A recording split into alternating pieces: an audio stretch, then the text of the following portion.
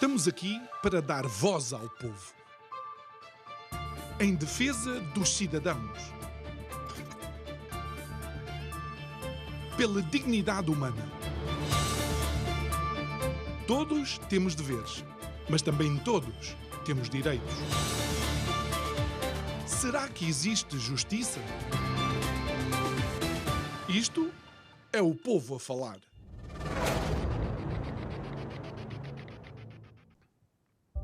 Quando olhamos para a economia de Portugal, é incontornável o turismo, a sua presença, a sua força e a sua importância para aquilo que é a geração de riqueza em Portugal, para aquilo que é os números da empregabilidade no nosso país. Afinal de contas, não é à toa que um setor detém 17% do PIB de uma nação e tem sido este turismo, de facto, a menina dos olhos de diversos governos, da esquerda à direita. Mais ainda, em termos promocionais no nosso país, tem sido uma fonte inesgotável de prémios internacionais dos mais diversos tipos, desde os Açores até ao short stay, ou seja, aquelas pequenas estadias aqui em Lisboa. De facto, temos uma prateleira completamente cheia desses prémios. Mas também bastou uma pandemia para travar a fundo este setor. E que tal usar a palavra sustentabilidade o suficiente para diminuir a velocidade com que o turismo viaja, não só em Portugal, mas em todo o mundo. Boa noite, o meu nome é João Nuno Pinto e isto é o Povo a Falar. Estou consigo de segunda a sexta-feira, neste mesmo horário, emissão em simultâneo, Curiacos TV e Rádio Vida 97.1. E o tema para este mês, Tágides, exatamente. As musas que inspiraram Camões a escrever, provavelmente, das mais marcantes letras que ficaram na história do nosso país. Musas essas que estão ligadas, de facto, também a algo que é icónico em Portugal, o Rio Tejo, seja ele, de facto, aquele corrente de água, aquela presença maciça que temos na nossa capital. Mas voltemos então àquilo que é a análise ao turismo em Portugal. Bem, se somos de facto um país de serviços onde o turismo é tão essencial, por que é que continuamos a deter uma companhia aérea que é um sorvedor dos dinheiros públicos e que está por provar que realmente traz para cá todos aqueles turistas, que realmente nós necessitamos? E o que dizer de um país que tem menos de 600 quilómetros de comprimento e menos de, pasme-se, menos de 220 quilómetros de largura, ainda assim temos a capacidade de abarrotar os turistas exatamente nas mesmas cidades, vez após vez após vez. Voltando à sustentabilidade, faz-me lembrar de facto outro vulto das letras da Península Ibérica. De seu nome, Miguel Cervantes, e o personagem Dom Quixote de la Mancha, que pensava que estava a lutar contra monstros, mas afinal eram moinhos de vento. Digo eu que não percebo nada disto.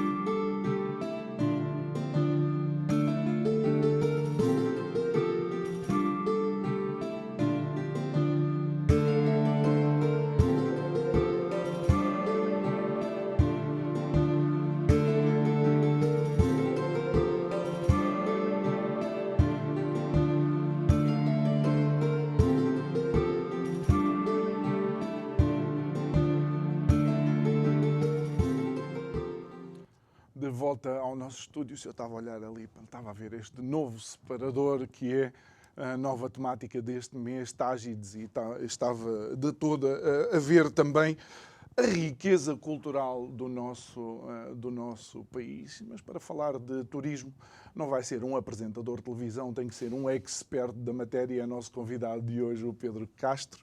Ele é CEO da Sky Expert, que é uma empresa de consultoria de aviação, turismo e aeroportos. Boa noite, Pedro. Obrigado por estares aqui connosco. Boa noite e mais uma vez obrigado pelo convite. É sempre um gosto estar aqui contigo. Ótimo. E o desafio de hoje é falarmos de turismo. Não só na vertente nacional, mas também na vertente internacional. Obviamente os 50 minutos nós sabemos que não vão chegar, mas deixa-me começar com números da Organização Mundial de Turismo que dão conta que há uma recuperação no turismo a nível mundial, mas surpreendentemente, pelo menos do meu ponto de vista, vemos o Médio Oriente não só a chegar aos níveis pré-pandemia de 2019, senão que inclusive já ultrapassou em 15% aquilo que era a atividade turística nesta zona. Aliando isto à sustentabilidade, aliando isto a outros fatores, ou provavelmente a países onde inclusive se vai dizendo que a forma de governo desses países não é tão democrática, tão inclusiva, e tudo aquilo que é a narrativa ocidental, como explicar, como entender? Bem, em primeiro lugar, é ótimo teres tocado a esse ponto do Médio Oriente, porque é o local neste momento onde as economias se pretendem diversificar. Em alguns casos já vem há cerca de 30 anos, como é o caso específico do Dubai, o Qatar um pouquinho mais recente, e agora uma nova entrada da Arábia Saudita. Da Arábia Saudita, a nova entrada em termos de turismo não religioso. Sim, porque senão as idas lá a Meca, obviamente, a Medina... sempre foi um local de turismo por obrigação e, portanto, o que se está a notar é uma abertura e uma diversificação dessas economias. Essa diversificação é relativamente fácil de se fazer devido à quantidade enorme de petrodólares que essas economias têm e que, portanto, lhes permite investir quase a fundo perdido em projetos cujo retorno haverá, mas muito lá para a frente. O que também se notou durante a pandemia foi a permanência da abertura desses destinos.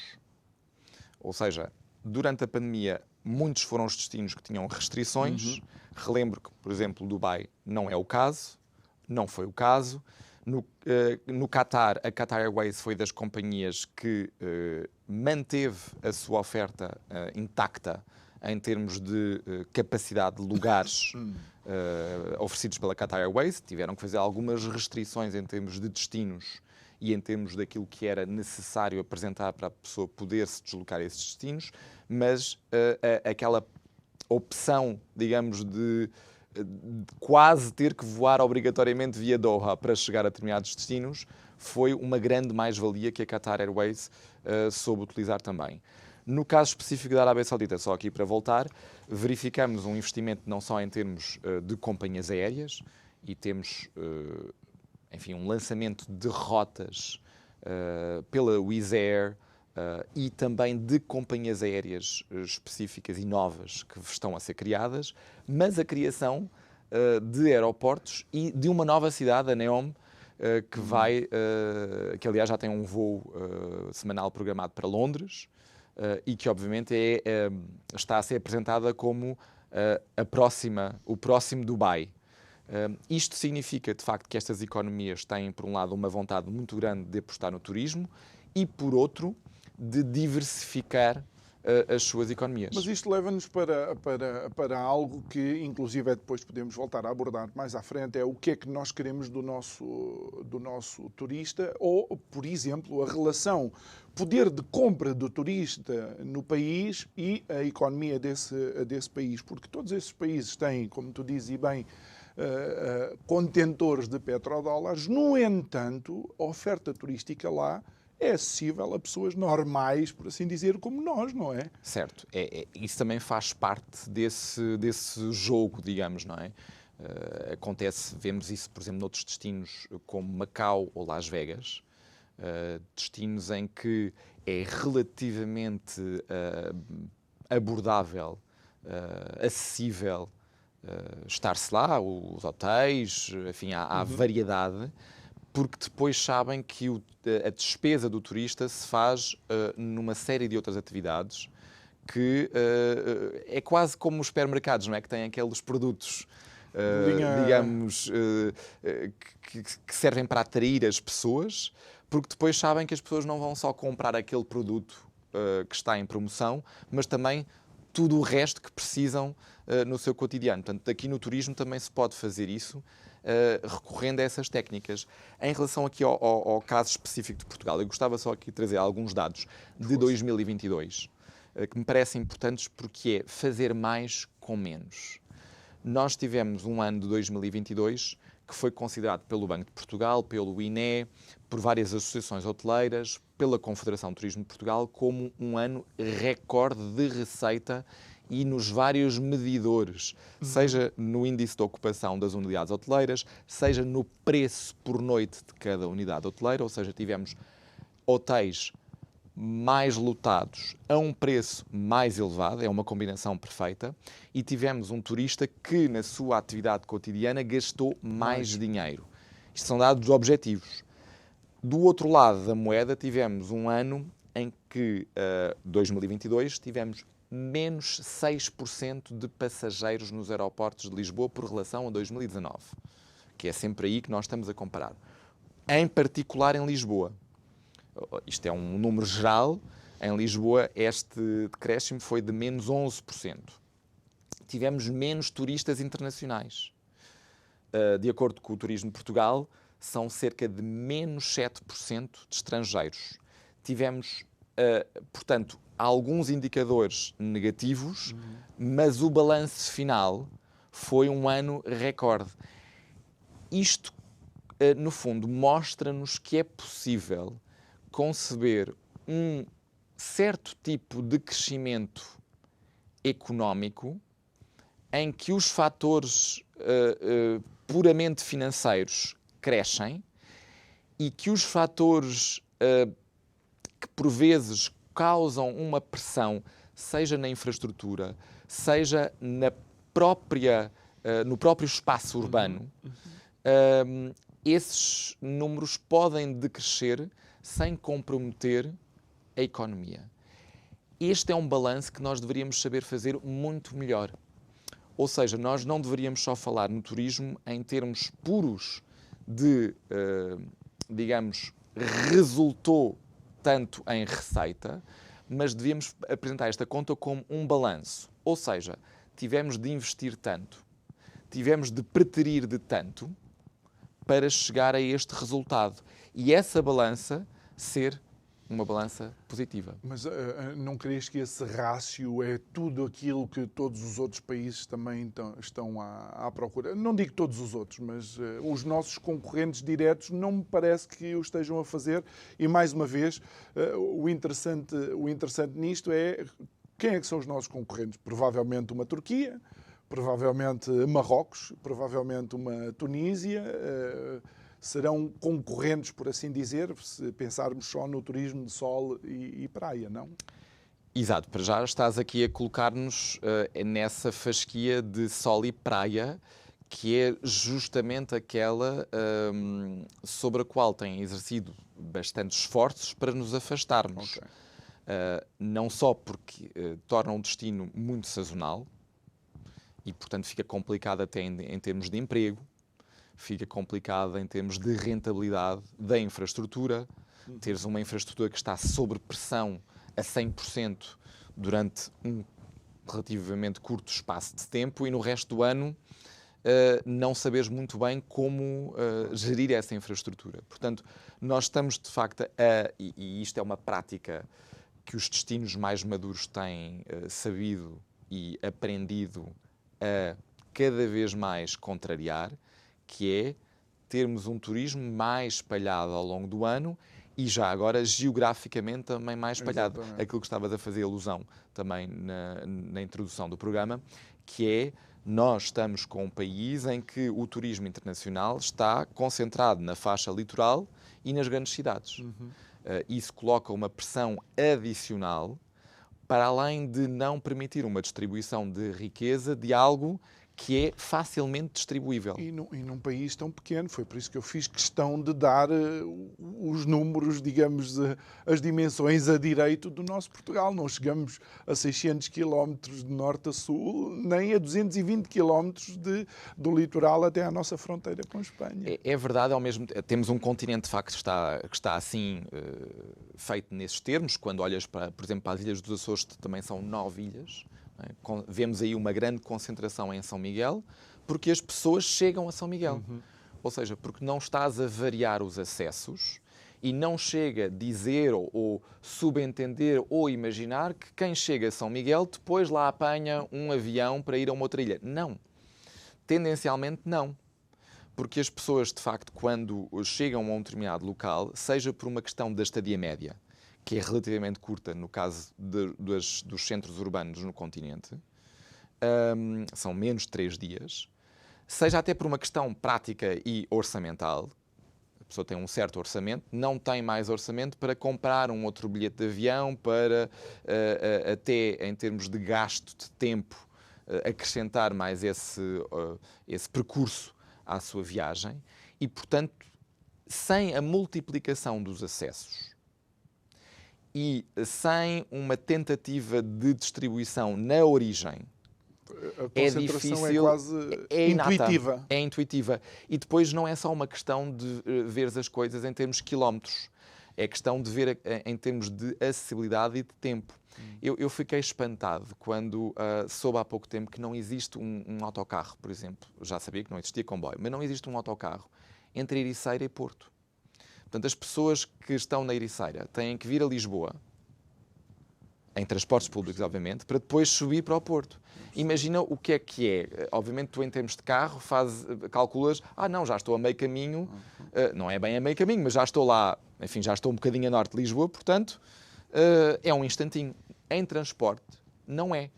E se pensares que a Ericeira tem um evento a nível mundial, como o Campeonato de Surf de Ribeiradilhas, é uma demonstração clara e inequívoca de que não estamos, de facto, a abrir esse potencial. Não. E estamos a falar na segunda maior cidade de Portugal. Não é como se estivéssemos a ligar a Ericeira, não sei, a Chaves. Sem ofensa para Chaves, não é? Mas há aqui um desequilíbrio muito grande na própria forma como depois nós vendemos os acessos a quem vem cá. Isto está tudo ligado a algo que vamos abordar daqui a bocadinho, que é de facto este turismo no interior e turismo interno. Mas, entretanto, deixa-me mostrar-te mais um ranking do turismo onde Portugal está bem colocado. Diz que Portugal, neste momento, está em 4º lugar naquilo que é o número de novos hotéis. Só estamos atrás neste caso da França, estamos a 9 hotéis de ter o mesmo número que a França.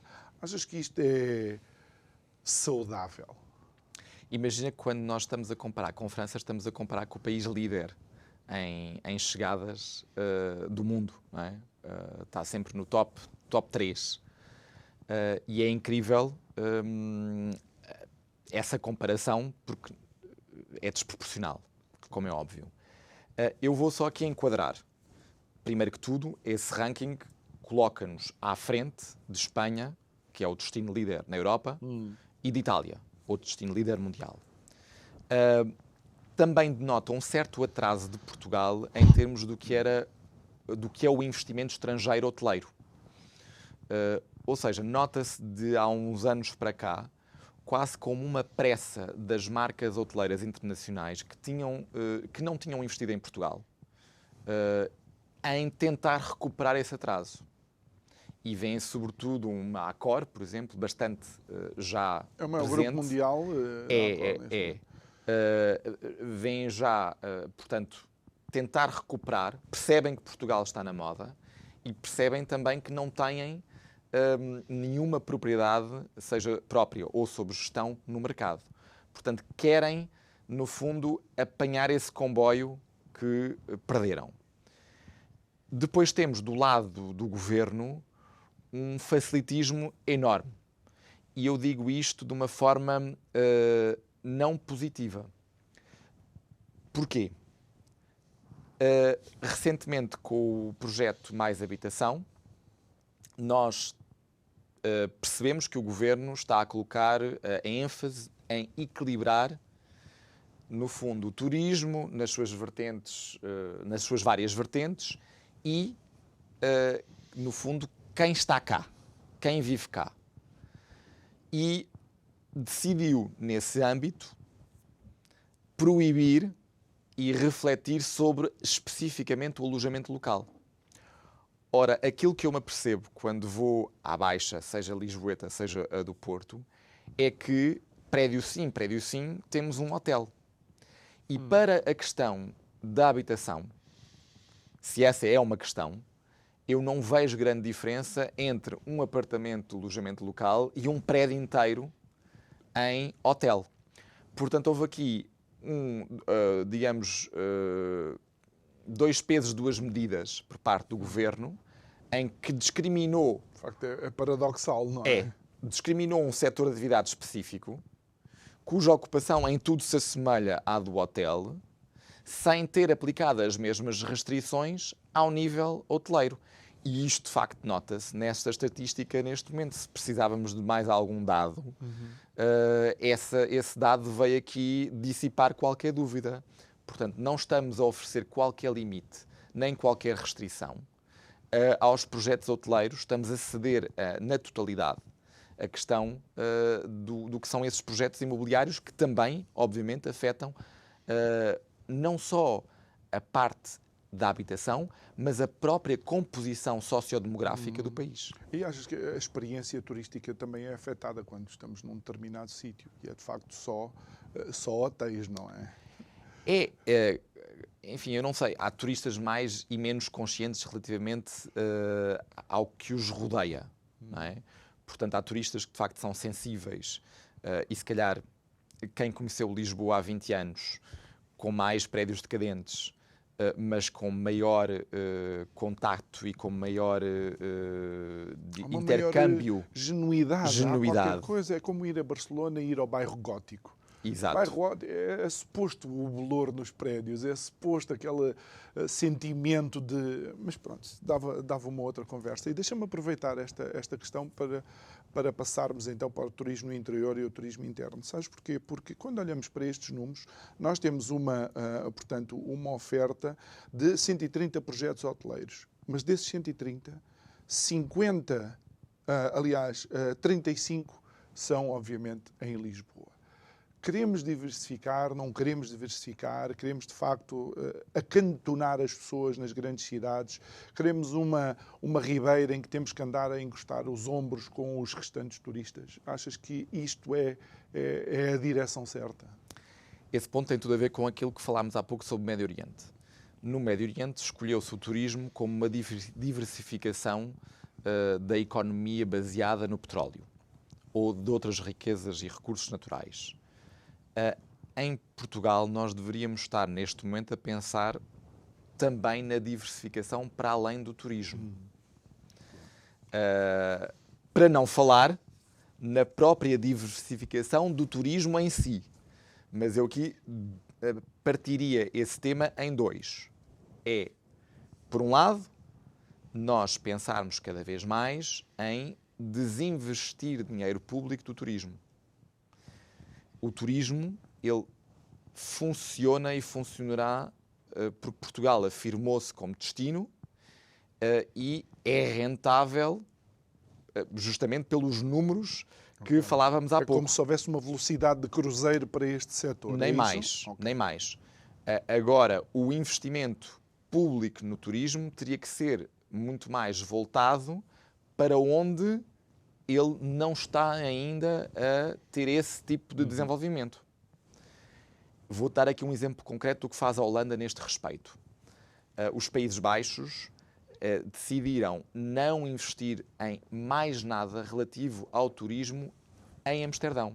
Têm zero orçamento público para promover o turismo em Amsterdão. Chegaram à conclusão que 18 milhões de turistas para Amsterdão está mais do que suficiente.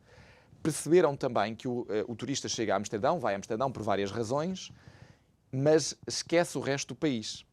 E, portanto, todo o orçamento público existente para a promoção dos Países Baixos está voltado para todo o resto e não para Amsterdão. Isto aplicado em Portugal não precisava de ser tão radical, mas há aqui claramente uma falha muito grande para o interior. E esta falha começa na parte dos acessos, como é óbvio. Portanto, nós teríamos, para diversificar o turismo internacional, para que este turismo internacional, que sabemos que gasta mais, que fica mais tempo do que um turista nacional, um turista doméstico, temos que conseguir alargar e permitir a melhor acessibilidade. E isto até começa pela própria acessibilidade interna. Imagina, João, que para um turista madeirense, um turista doméstico madeirense, que queira viajar, neste momento seja mais fácil chegar a Málaga do que chegar a Faro. Isto por uma simples razão. Existe um voo direto entre Funchal e Málaga e não existe nenhum voo direto entre Funchal e Faro. Já para não falar nas Canárias, que estão ali muito mais perto, mas a uma distância equivalente ao Algarve. A Ilha da Madeira está ligada a 5 ilhas das Canárias, mas está ligada a apenas uma ilha dos Açores. Há aqui um desequilíbrio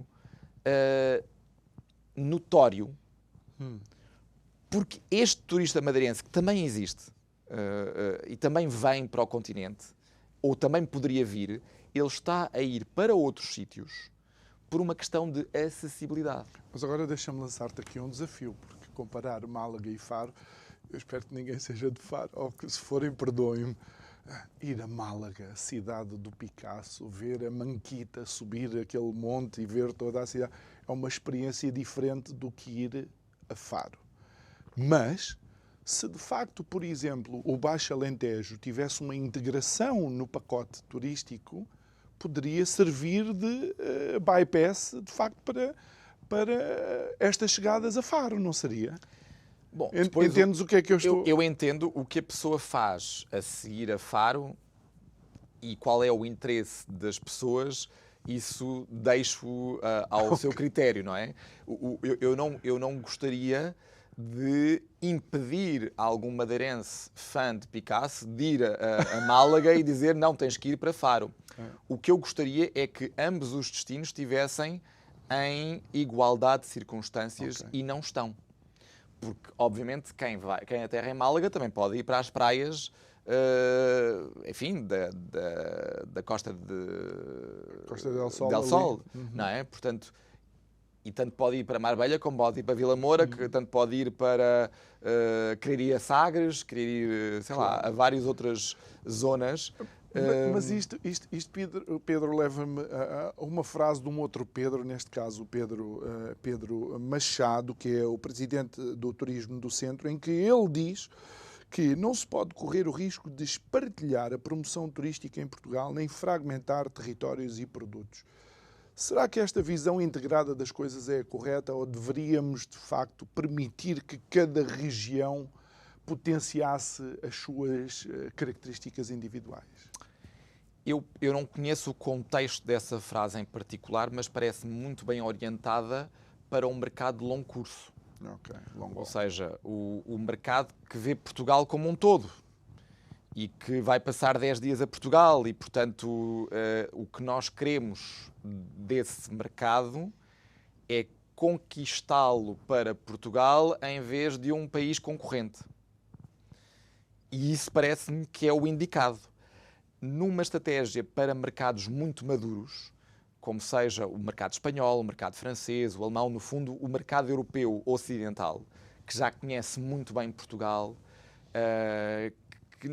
e também tem uma outra tipologia de estadia, nesse tipo de mercado convém Portugal mostrar-se como um destino diversificado. Porque, no fundo, para atender aos vários interesses e às várias necessidades que ocorrem durante um ano.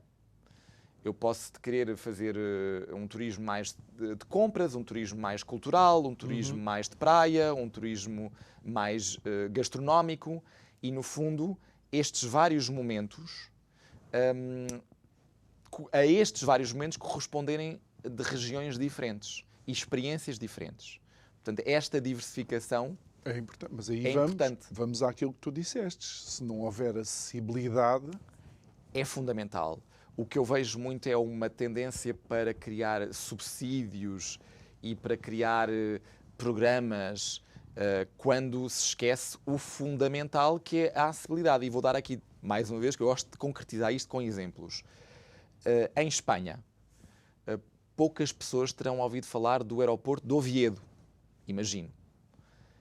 É o aeroporto de Oviedo, localiza-se nas Astúrias, que também não é uma região particularmente turística. Aliás, acho que, para além de conhecermos os príncipes das Astúrias, pouco sabemos desta região. Ora bem... Tem uma boa gastronomia, mas pronto. Ok, mas imagina que, apesar dessa boa gastronomia, o aeroporto de Oviedo, que tem assim um nome, enfim, não soa, esse aeroporto não tinha nenhuma ligação internacional. Portanto, quem quisesse ir para as Astúrias tinha que forçosamente fazer escala em algum aeroporto, Madrid, Barcelona, até Bilbao, o que fosse, para poder chegar às Astúrias. O que é que o Principado das Astúrias resolveu fazer? Um concurso público aberto a todas as companhias aéreas que quisessem começar a operar para 9 destinos selecionados. Eles próprios selecionaram por relação à importância dos mercados e haveria, portanto, para ganhar, para beneficiar, um programa de incentivo de 9 milhões de euros em 4 anos. Portanto, não é, digamos, um valor astronómico não. E, sobretudo, setor, não. Partilhado em 4 anos. Ora bem, neste momento, as Astúrias passou de 0 voos internacionais para ligações para 12 cidades europeias. E não é só low cost. A Lufthansa também entrou no jogo, com 3 voos semanais para Frankfurt e 1 voo semanal para Munique. Para além de termos depois a Ryanair, a Volotea, que faz os voos Lisboa-Astúrias, e a Vueling também. Portanto, no total temos 4 companhias aéreas que ligam as Astúrias, não a 9 destinos, mas a 12 aeroportos europeus. E isto sim é uma estratégia relativamente simples para alavancar o turismo. Claro que agora, neste momento, as chegadas às Astúrias de turistas internacionais está em mais 56%. É a consequência direta. Porquê? Porque as pessoas, os europeus, o mercado europeu é de facto aquele que melhor conhece o mercado espanhol. O destino de Espanha é aquele que mais apetência tem. E já conhecendo os destinos principais, começam a optar por ir... Ora bem, já está familiarizado com o destino, quer conhecer, tem esta curiosidade de dizer, vamos lá ver o que é que há mais. Nunca vi Espanha no seu lado mais verde, no seu lado de caminhadas, no seu lado de praias atlânticas. Sendo que Espanha tem, de facto, este potencial das regiões que têm características absolutamente diferentes entre elas. Como as nossas, não é? Mas nós também, só que, lá está, a nossa questão é... E alguém, antes de começar o programa, disse que se ouvir a palavra aeroporto, vou mostrar um cartão vermelho. Eu já ouvi 3 vezes, ainda não disse nada, porque prefiro não dizer. A questão, Pedro, é que como é que isto é potenciável em Portugal? E eu não quero ser pessimista, mas, por exemplo, olhemos para o turismo religioso, ok? A zona de Fátima, obviamente, a oferta está turismo lá. Do centro. O turismo do centro, exato. Mas não é, por exemplo, as igrejas da Ásia Menor, do livro de Apocalipse, que traz milhões e milhões de turistas à Turquia. Olha, em relação à ligação entre a Ásia Menor e a Turquia, há uma ligação linguística e uma ligação cultural muito grande. Turcomenistão, Azerbaijão são países que têm uma língua quase semelhante à língua turca. Sentem-se na Turquia em casa e, sobretudo, é um sítio de maior liberdade para eles e também de acesso quase a produtos mais variados e, portanto, há aí uma ligação comercial, cultural, étnica, linguística, histórica muito grande. Para além das ligações aéreas da Turkish Airlines, que cobrem praticamente todos os países, até Bishkek, na Kirguísia. Portanto, esta facilidade que existe na chegada ao destino e a vários destinos na Turquia. O exemplo de Antália, que também está ligada muito a várias dessas repúblicas, que inclusivamente muitas delas não têm mar. Portanto, encontram também em Antália o seu destino balnear. Portanto, aí em relação a essa zona do mundo, eu diria que faz todo o sentido que, para além dos motivos religiosos que possam existir, exista também esse tráfego muito intenso e cada vez mais. Portanto, em relação a Fátima, claro, estamos muito ligados ao turismo religioso católico. Curiosamente, da Ásia, um país muito importante para o turismo de Fátima é a Coreia do Sul. Antes de 2019, aliás, existiram voos charters entre Seul e Lisboa durante o verão. Ainda não os recuperamos, mas o turismo da Coreia do Sul é, pela minoria católica que tem, que não é assim uma minoria tão pequena, e pela devoção ou curiosidade que tem em relação a Fátima, é um mercado-alvo muito importante. No turismo do centro, de facto, que abrange uma área enorme, tanto abrange a zona de Viseu, como abrange a zona de Fátima, como a de Figueira da Foz. Nós vemos ali um destaque especial de Fátima em relação ao turismo internacional. Quem dera ao turismo do centro ter este tipo de mistura e de variedade, de diversificação. Mas quando olhamos para o turismo do centro, o potencial está lá, não é? O potencial para que não seja só o turismo religioso, que não é, mas Coimbra, por exemplo, em termos de turismo cultural, pode ser fundamental. Mas voltamos aqui à questão da devoção, diria eu. Um turista religioso que é devoto, ele sabe, é quase como ir a Meca, não é? Ele sabe que tem que fazer este caminho para lá chegar. E pouco importa, muitas das chegadas até, por vezes, da América Latina, sobretudo, se fazem-se em Madrid. Os peregrinos chegam diretamente a Madrid, depois de autocarro vão de Madrid para Fátima, tanto como vão de Lisboa para Fátima. É uma tipologia de turista diferente. É porque ele vai com tempo, não forçosamente, é aquela viagem da vida. Portanto, é a viagem mesmo, faz-se uma vez na vida, tem que se conseguir. Mas é um turista que vem com tempo e vem com essa devoção e essa dedicação e com esse objetivo. Estavas a falar no turismo cultural de Coimbra. Aí é que se coloca Coimbra, ok, eu quero fazer um turismo cultural. Posso ir para Coimbra, para Florença, posso ir para Pamplona, posso ir para Toledo, Bilbao. Posso ir para Bilbao. Portanto, tenho aí uma variedade de destinos à minha mercê e geralmente ganha quem tem a tarifa ou o horário ou a acessibilidade mais fácil. E dizes a um turista para que queira colocar Coimbra ao nível destas opções, mas dizer-lhe, olha, tens que ir até Lisboa ao Porto e depois apanhar um comboio e depois chegar a Coimbra, para uma estadia geralmente corresponde ao fim de semana, não é uma venda fácil. Ou seja, mais facilmente eu vou entrar num avião e saio diretamente em Florença, ou diretamente em Bilbao, ou diretamente noutra cidade que eu considero equiparável, do que com tão pouco tempo chegar e ainda ter estes hubs. Pedro, mas isto então é um desafio para uma outra afirmação que tem muito a ver com aquilo que é a pegada carbónica, não é? Há quem diga que mais de 50% dos viajantes em todo o mundo estão disponíveis para alterar os seus destinos em função da sustentabilidade e uma experiência turística que contribua para a diminuição. Mas isto choca com uma das coisas que dissemos logo no início. O pessoal está a ir para o Médio Oriente. Mais uma vez, nós vamos ter que falar aqui, repartir isto em vários grupos, não é? Existe um grupo, provavelmente, de pessoas, e eu noto isso, na Europa Central e Norte, que neste momento não fazem deslocações dentro do continente de avião, e se não há comboio, não viajam para esses destinos, ou se é muito complicado, não viajam, mas é um grupo muito restrito.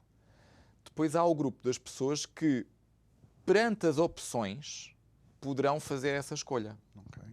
E aquilo que nós estamos a verificar na Europa cada vez mais é que a opção do comboio de alta velocidade está cada vez mais, no fundo, expandiu-se cada vez mais, e basta olhar aqui em Espanha para ver o que era Madrid-Sevilha em 92 e o que era a única linha de alta velocidade e o que é as linhas de alta velocidade em Espanha neste momento. E que acaba por ser quase uma opção de conforto. Não é só a opção ecológica, mas é uma opção de conforto. Se eu posso evitar toda aquela história de ter que ir para um aeroporto longe da cidade. Não sei quantas horas antes também. Ter que não poder levar líquidos, não poder fazer uma série de coisas. Processo. Ter que esperar pelo avião. Chegar, depois chego num sítio também... A saída também não é uma coisa instantânea. Exatamente. Portanto, quanto mais eu tiver essa opção à minha mercê, mais eu vou dizer, bem... Olha, vou dar aqui mais um exemplo concreto. Paris, eu estou em Paris e decido passar um fim de semana. Daqui a 10 anos, se calhar, Paris-Barcelona, em TGV neste momento é 6 horas e meia. Mas se calhar daqui a 10 anos o TGV melhora ou existe um outro meio de transporte e consigo fazer isto em, vamos dizer, 5 horas ou 4 horas e meia que seja.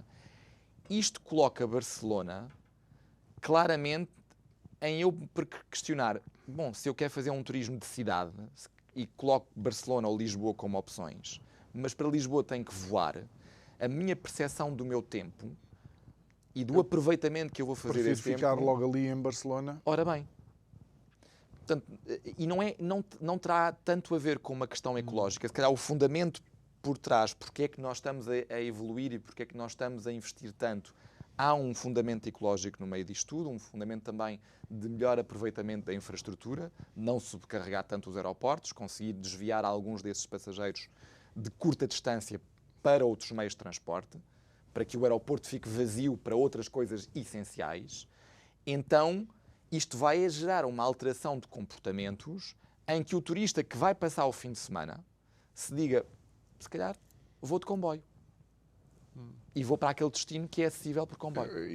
E aí, mais uma vez, estamos atrasados, não é? Porque nem sequer temos a mesma bitola que têm os nossos vizinhos espanhóis. Estamos muito atrasados. Eu não digo que nós, num futuro próximo, tenhamos Paris-Lisboa a uma distância razoável em termos de TGV, mas nós, neste momento, já deveríamos ter isto para Madrid. Repara que nós estamos a ocupar o aeroporto de Lisboa com 20 voos por dia entre Lisboa e Madrid. Se é tão difícil aterrar em Lisboa, então nós deveríamos estar agora a tentar retirar aquilo que não é essencial de Lisboa, aquilo que eu consigo substituir. E pode não ser substituir já, mas eu ter um plano de dizer, não, daqui a 5 anos, quando eu tiver o TGV em 3 horas de Lisboa a Madrid, já ninguém entra num avião para ir até Madrid. Até porque, de facto, o conforto e a experiência da vinda de comboio é provavelmente diferente. Há um caso, claro, Paris-Bruxelas era das rotas mais voadas nos anos 90. A partir do momento em que passou a existir um TGV Paris-Bruxelas, deixaram de existir voos. O TGV é uma marca, não é? É o comboio de alta velocidade. Exatamente, o comboio de alta velocidade. Em Espanha, depois é o AVE. AVE, exatamente, e haverá outros, porque vai ser aberta Agora, à concorrência. por exemplo, olhando para a realidade europeia e para o Japão, é uma coisa, é como do dia para a noite, não acha? Porquê que os japoneses estão tão avançados nesta... Olha, é excelente dares esse exemplo mais uma vez, porque o Japão, sendo um fã da aviação, lembras-te dos Boeing 747? Sim.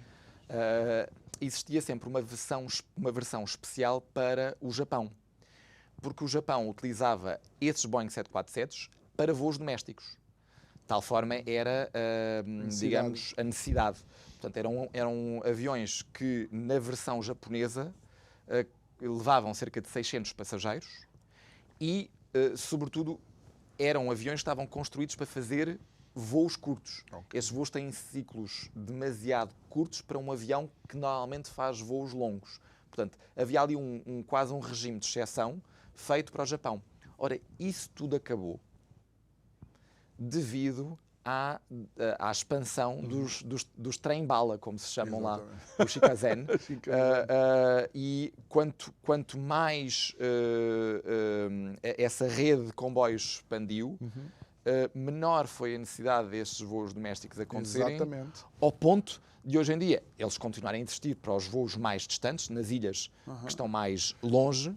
Mas isso vai acompanhar também com uma oferta fantástica a nível dos ferries. Claro. Portanto, não sendo o Japão uma ilha. Exatamente. E Pedro, ficámos aqui mais 50 minutos, mas eu não quero terminar o nosso programa de hoje sem falar de algo que preocupa o turismo. É uma retoma rápida, mas uma falta de mão de obra acentuada. Algo que eu pensava que jamais iria acontecer no turismo. De facto, o que se tem verificado em Portugal em particular é uma situação bizarra. Porque quando tu vais para países como Suíça, França, até Islândia, nós vemos que a parte dos serviços de turismo, hotelaria, restauração, lojas de souvenir, uma série de postos de trabalho na própria restauração, seja nos serviços, seja na cozinha, estão ocupados por portugueses. Portanto, os portugueses estão a sair de Portugal para trabalhos de turismo lá fora, não é para fazer física quântica ou coisas que nós não temos cá. É para fazer, aparentemente, aquilo que nós também precisamos. Okay.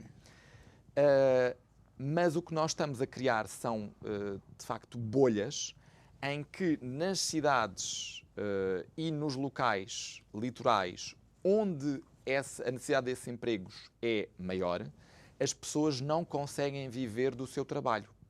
E também pensa o que é em termos de infraestrutura, tu trabalhares no Algarve, em algum daqueles resorts, chegares ao final do teu turno à meia-noite ou às 2 da manhã e vais para casa como? Tens que ter um carro, tens que ter dinheiro para a gasolina, tens dinheiro para o seguro, enfim, toda uma logística que o salário não acompanha. Mas ouvi dizer que o turismo tem feito um esforço e que o salário aumentou os salários no turismo. Isto dito por pessoas do setor. O INE continua a revelar que este é o segundo setor mais mal pago em Portugal. Portanto, não visivelmente, se calhar passou do pior para o segundo pior. Por outro lado, também dados do Ministério do Trabalho, a precariedade no setor do turismo é maior do que a média. Mas se o salário aumentou porque eles não têm ninguém, também não é um aumento de facto pensado, é um aumento por necessidade absoluta. É um aumento por necessidade que também é comido, como nós sabemos, pela própria inflação. A solução governativa é que me parece uma solução à la descobrimentos, que é o comércio triangular. No fundo, nós nos descobrimentos levávamos escravos da África para o Brasil porque achávamos que eles eram, enfim, úteis e tinham melhor... No fundo, precisávamos deles para trabalhar. Agora criámos um visto para a CPLP. E não só, quer dizer, para a CPLP, que também já não quer. Portanto, nós já vamos para a Índia, para o Paquistão, para a Indonésia, para as Filipinas, para o Nepal, e trazemos-los para cá viverem em condições que nós também, através dos mídias, temos percebido quais é que são. Portanto, é uma espécie de escravatura moderna, e o princípio basilar é o mesmo. E isto com uma certa aprovação governamental. E de Bruxelas também, porque algumas destas coisas têm que ser permitidas por Bruxelas. Olha, Pedro, nós terminamos aqui o nosso programa. Não digas que não, já sabes que são 50 minutos. o convite fica para um próximo programa, mas aí vamos abordar finalmente o aeroporto. O tema tabu. sem cartões vermelhos. Pedro Castro, da Sky Expert, muito obrigado por ter estado aqui connosco mais uma vez e lançar alguma luz sobre os desafios do turismo. A mim resta-me agradecer. Quero deixar também um alerta. Não se esqueça de procurar o novo canal de YouTube do Isto é o Povo a Falar, subscrever esse canal e poderá acompanhar os vídeos das nossas conversas com os nossos convidados aí. Resta-me agradecer e dizer que amanhã estamos de volta à mesma hora. O resto, boa noite. Até amanhã.